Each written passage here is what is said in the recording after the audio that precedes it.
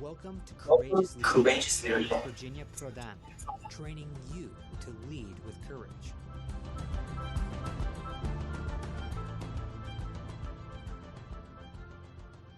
Hello, everyone. Welcome back to Courageous Leadership with Virginia Prodan. We are so happy for you to be here, and we are so happy to train you to be strong and courageous, especially during this time in our lives as America is changing so much. Today, we have a very, very special guest, and I know you're going to be so much encouraged by his life, by his contribution to this country. And he is my friend, Paul Oroian. And we work together on board of directors of oil and gas, Zion Oil and Gas, and I'm always impressed by his contribution. And I invited him today so you can benefit from his wisdom and his contribution. Paul, welcome to our podcast. Well, thank you. You're being very generous, Virginia. I learn it from you because you are always generous and you are always sharing wisdom that encourages me and encourages so many. You are the founder and the owner of you. In fact, you founded your firm in 1983. Can you tell us a little bit about your firm and the joy and the obstacles that you have to overcome during those years, and what that represents for you and your character and your leadership? That's a complex question. I got married very young. I was 19. My wife was 18, and I was going to school. She got pregnant quickly, and so I moved from Texas to Rhode Island because my Uncle Mo said he could find me a job with health insurance. And so we went to Rhode Island. I got a job sweeping floors in a big machine shop. That would have been 1971. I was getting $12 an hour, not bad. And I was only sweeping the floors for about a month until management figured out that I had every advanced math class that our school district here offered. And I became a machinist. And towards the end, I became a toolmaker apprentice. After that, I left and became an organizer for the steelworkers briefly, Steelworkers Union. And then my wife said I had to get more respectable. And she said, your father, who had since passed away, bless his heart, said that you should either be a priest, a lawyer, or an accountant. Well, I had too much larceny in my heart to be a priest. And with 3 children, law school, 7 years, no, I couldn't do that. So I became a CPA. Went to work for a national firm for about 2 years. Didn't like the way they treated the team members. It was a pyramid type thing. You were up and out very quickly, even though they were hiring the top people. And I just thought that was a waste of talent. And I started my own firm in 1983.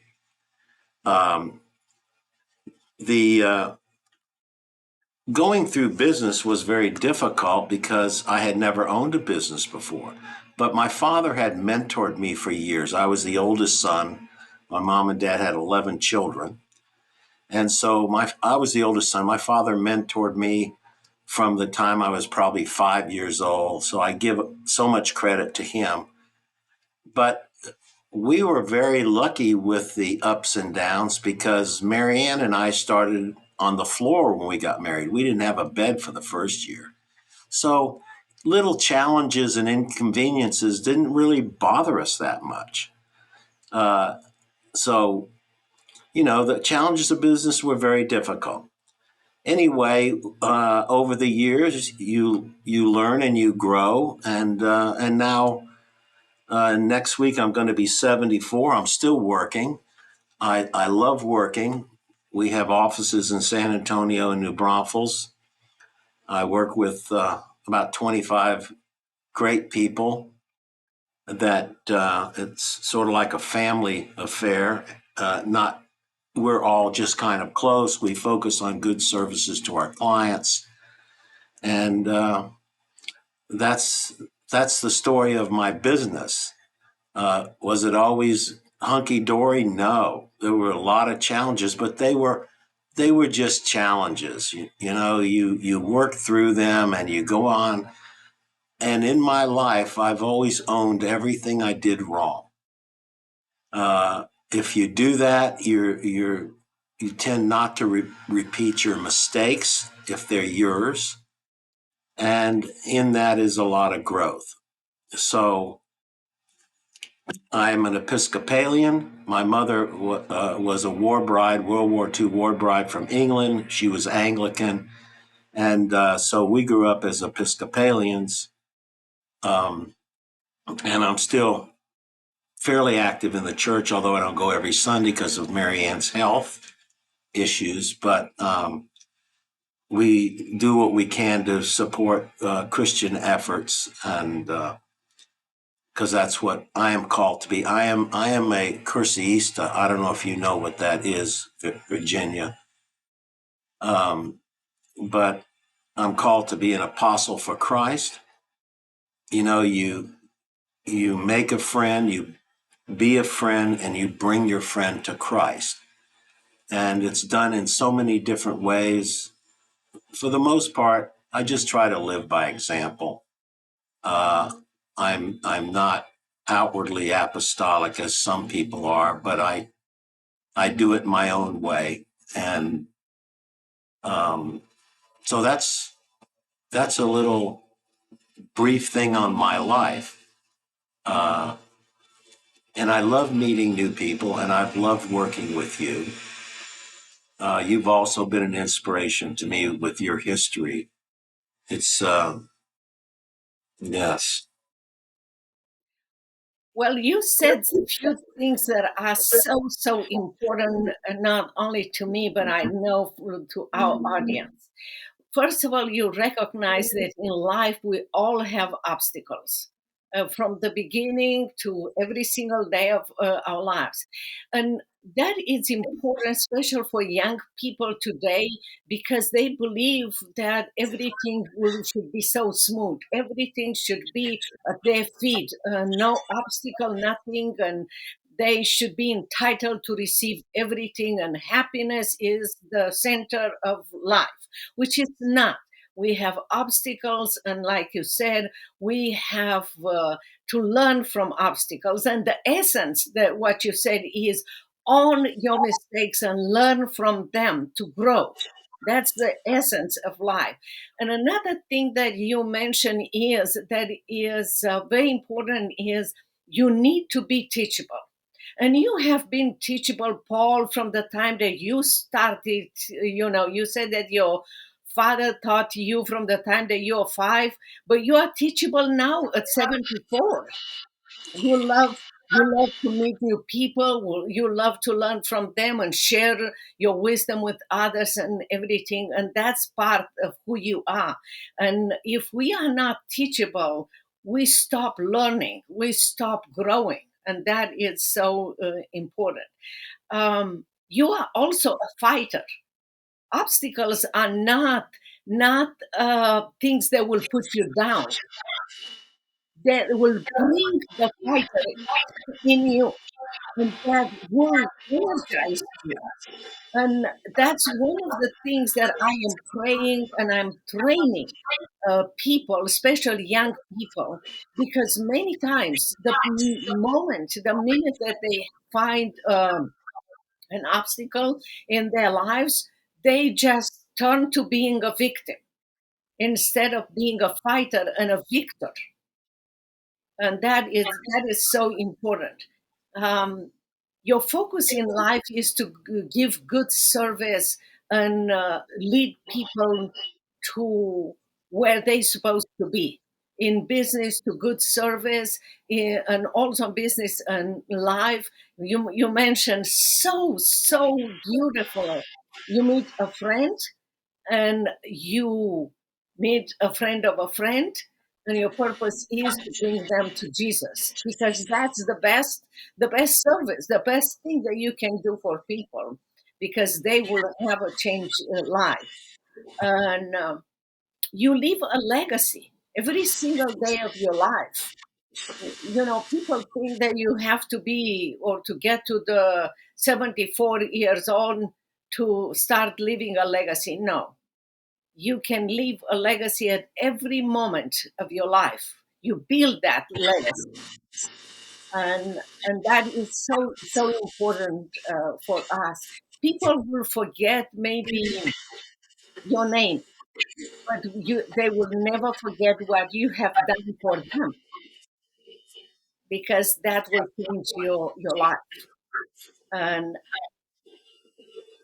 you said at our last board of director meetings, you shared a very important story about helping the Zion, or started to be involved with Zion in maybe one of your hardest moments of your life. Do you remember that? Yes, yes, I do. Would you share Uh, that lesson, that thing, because it's such a lesson to many of us, because many times we think that when we go through a hard time, we should just close the door and try to help ourselves and not help others. That story, it's touched me so much, and also I believe will touch so many lives. well, it's a story about commitment. You know, after I became a Curseísta, I was, the church that I go to is or any church that anybody goes to, they're anchors in our lives, but those they can never get between you and a right relationship with God. Okay, you go there to share Christian experiences with other people, to listen to witnesses and listen to the gospel and to serve people, whether you're on the food committee, or you're teaching young children in Sunday school. The church body provides that opportunity, but it can never get between you and a right relationship with God. Uh, in this story that you were talking about, I tried to tithe, okay, and off the gross, not the net. There's a big debate over, do you tithe off the gross or the net? I tithe off the gross, and I had a pretty good year, so I put my pledge in for the following year. I put the 10%. The following year was a horrible year. It was horrible. There was a new tax law change. I lost a bunch of clients, blah, blah, blah. Long story short, I always pay the church first. Okay. When I have my stack of commitments, the church monthly is right on top. And I fulfilled my commitment, but I ended up giving 30% of my gross to the church that year because my gross was so low. But I made my commitment, and it got so bad, I actually had my house up for foreclosure. And try to explain that to the kids. My wife, we walk closely together. Okay, we walk hand in hand, and she backs me up. I back, and she was absolutely in agreement to keep writing those checks. So, but ironically, the following year, I made up my pledge again based on my expected income. But the following year, I had one of the best years in my life, and the pledge ended up being like 3% of my gross. And Marianne and I decided we have to give more money because we didn't expect to make this. We had a great year. It just happens that way. But And of course, I kept my house. Everything turned out fine. And I tell this. That's just one of the stories that I tell. All my people here know that story. And but when you're working, my father said you can never let them see you sweat. So I never missed a payroll, and I had to come in with a smile on my face every day, be the cheerleader. All the while, there's a sign on the front of my house, the door. This house is going to be taken away from you. You look back and you laugh about it. It wasn't so funny, but I kept my faith, and it all worked out.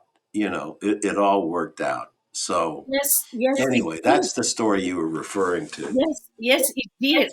To me, it did because of your faith. You had seen that in front of your house. That was the circumstances, but you had the faith that God can change that. Sometimes when we go to a hard time, all we see is the circumstances, not the faith, not the Holy Spirit telling you and me that God is behind everything. He is sovereign. He can change, He can move the mountains. And that requires us to walk by faith, not by sight. And that touched me so much when I heard your story, because in your life, I'm sure it's not the only story in your life. In your life, No. in your business, you work having faith in Christ, saying, God, God who put me in this business will walk with me in this storm. And that's what I want everyone to realize, that in our hardest time, instead of thinking of, like your example, you didn't tie 10%, you did 30% because you really believe in your heart and your wife that God is a God of the universe and He can change it. And the other lesson that I want and I learn from you, and I want everybody to learn, is that God rewards our faithfulness. The next year, surprise, over the top year was not a surprise. It was a reward from Christ, who said, I reward your commitment, because I want you to tell the story and to encourage others that when you keep your commitment, when you go beyond your commitment, there is a reward. There is a reward that follows. And our Well, there's a couple of things that I have over time have come to believe very strongly. First is I thank God that He has a sense of humor. yes, Because I'm a sinner, Virginia. Okay, and when I make a mistake, I know that He's smiling and nodding His head, but He doesn't turn His back on me. yes, And the other thing is that God won't give us anything we can't handle, really. And you have to, if you believe that, then you just go about solving the issues. Sometimes you get help, you get advice, uh, but you know, life is with God. It's a little bit of a mystery, but the day-to-day life is about hard work, commitment, having trust in yourself, and when something comes up, an obstacle gets in your way, you go around it, you go over it, and you move on with life, because it's going to happen all the time. You know, gosh, I mean, raising children is a big challenge. But can you imagine? I can't imagine not having children. I have some clients that can't have children and they adopt and things like that. But anyway, life is kind of like that circle. I do everything I can to help people where they're at. Sometimes, if you're going to be a friend, you just listen. People can figure most things out for themselves, Virginia. They sometimes need a. yes, I believe you're right, because if you listen, you value them, and you're right that people are wise enough to understand, but you have to be an example for them. And you, Paul, have been an example for many people. And many of them will take your example and as you build your legacy as a way of learning from your wisdom, learning from what you experience. You are an overcomer, and I am too. You know, coming to this country, not knowing English, not having money, not having friends, and rebuilding my life, and going back to law school and writing a book and having a business is part of who God created us, an overcomer. And I want everyone to understand America is the best country in the world and gives us the opportunity to be overcomers. And God never created us to be victims. And in Him, we are overcomers. What will you say as a closing to everyone that might start a business, might be in the middle of the business, or might want to close their business? What would be your advice to them today? Well, you have to, if you're going to start a business, there's a few rules. You know, the easier, if the entry barrier is very low, in other words, it's very easy to get in the business. You're going to sell insurance. You know, you're going to go into real estate. There's not a lot of capital necessary. The failure rate is extremely high. So if the entry barrier is low, the failure rate tends to be high because a lot of people go into those businesses that have no business being there. Okay. The higher the entry barrier, the higher chance of success.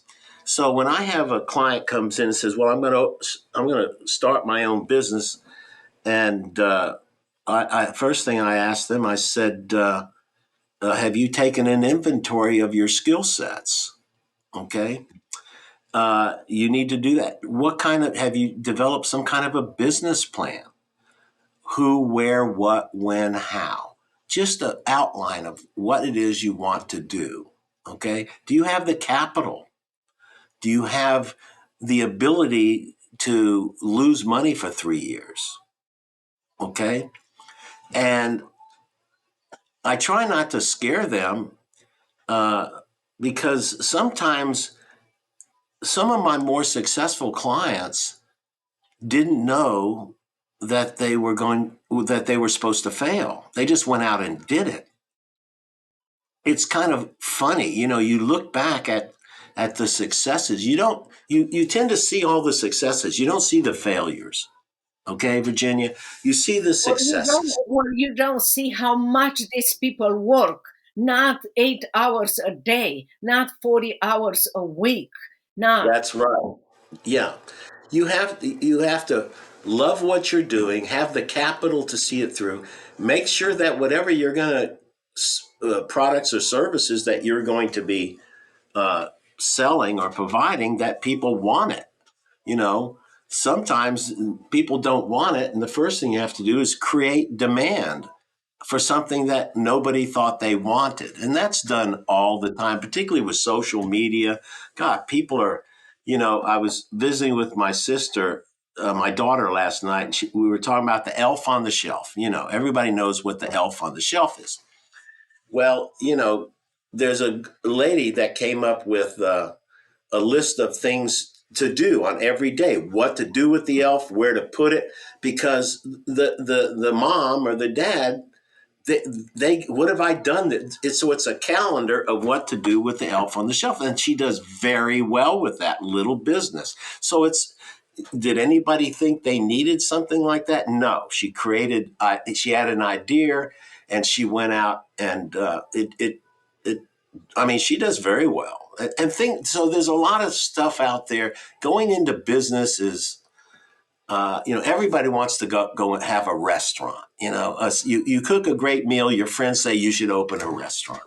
That is a tough business. There Exactly. is no there is no 8 to 5 on a restaurant. You No, know, no. and so So much competition, so much competition. and you have to have creativity, and you have to know how to create a demand and everything. You're right about that. That is, and people don't understand that there is so much failure in creating a business. That when you create a business, that you start to have even more competition and even more obstacles. That you have Right. to understand that. But the beauty is that if you have the skills, the talents, and the passion, and that's exactly what you do, that's the reason why you wake up in the morning, you will be able to do this. If that business becomes part of your life, part of what you are doing, and people are just glued to what you are doing, and you receive feedback, and that's a sign that yes, you are in the right position. Of course, that the skill, the talent, and the mission all comes from God, and He's going to protect you. He's going to give you what you need. But you have to have your ears open, and you have to be willing to work overtime, much more than your competition, and you have to work more than anyone else to make it to the top. That's true. Yeah. That is true. It's never easy. No, Okay. I no, mean, part of the road that you travel is part of the joy, the learning. It's all part of it. And if you're married and you're going to do this, you have to have a wife that's going to back you up, that's on exactly. board with this. If not, you know, I was fortunate. My when I left here, I had this doctor Miguel Bazzini, who was a wonderful oncologist. And when I built this building, he brought me the plant, and it's still alive. 28 years ago, that plant is still there. I can't believe it's still alive. But he told me, he said, Paul, when you leave here, I want you to rub the leaf and leave all the business issues right on that plant and go home. And when you come in the morning, you can pick them back up. Well, my home had to be a sanctuary for me. You're under a lot of pressure, there's stress. And when I went home, I had this deal. I never talked to my family about business. When I went home, I needed that to be a hiding place for me, a sanctuary, a place I could laugh and not put the business behind me. And um, and if the money wasn't there and the bills were late, you had to have the right partner, or or the home would not be a sanctuary anymore.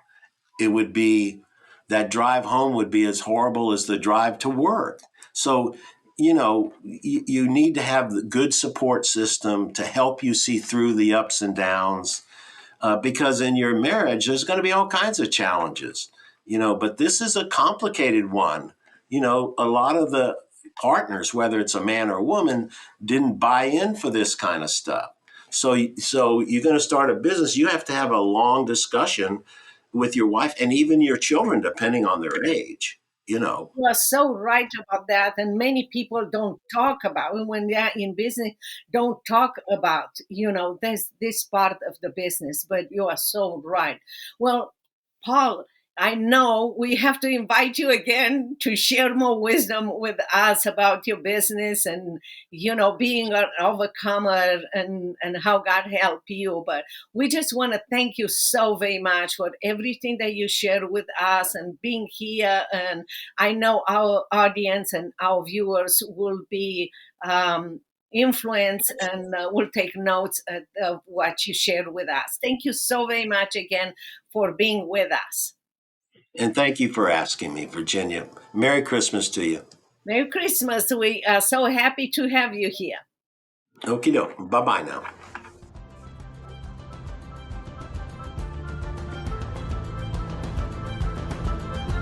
If you want to know more about Virginia Prodan, her coaching program, buy her book, Saving My Assassin, or invite Virginia to speak at your events, visit virginiaprodanbooks.com.